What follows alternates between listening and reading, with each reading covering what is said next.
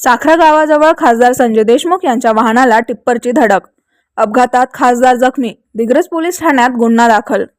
शिवसेना उद्धव बाळासाहेब ठाकरे गटाचे यवतमाळ वाशिम जिल्ह्याचे खासदार संजय देशमुख यांच्या वाहनाला साखरा गावाजवळ भरधाव टिप्परने धडक दिल्याची घटना दिनांक 26 फेब्रुवारी 2026 रोजी सायंकाळी घडली.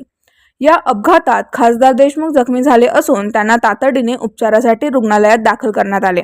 पोलिसांकडून मिळालेल्या माहितीनुसार साखरा गावाजवळ सायंकाळी सुमारे 6:30 वाजताच्या सुमारास भरधाव व निष्काळजीपणे चालवण्यात येणाऱ्या 12 चाकी टिप्परने खासदारांच्या 4 चाकी वाहनाला मागून जोरदार धडक दिली.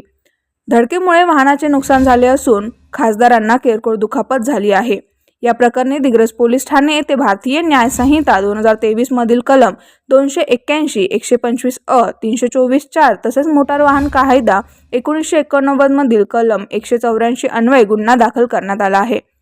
टिप्पर चालक प्रदीप सेयाम राहणार इंद्रावाडी, तालुका शिवनी, जिल्हा शिवनी, मध्य प्रदेश यांच्या विरुद्ध कारवाई सुरू असून पुढील तपास पोलीस करत आहेत.